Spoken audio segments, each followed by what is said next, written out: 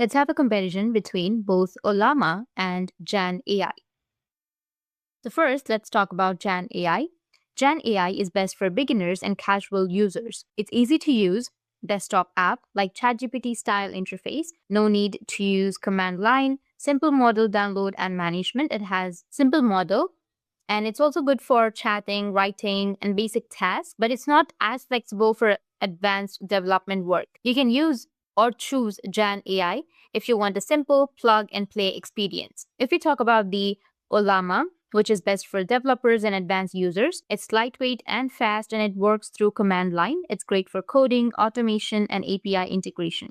It has no built-in graphical interface by default, and you can choose Ollama if you want more control and customization. So if you want something easy and user-friendly, you can choose Jan AI, and if you want more power, flexibility, and development features, then you can go with Ollama. That's it, and if you have any questions, feel free to comment below. Thanks for watching.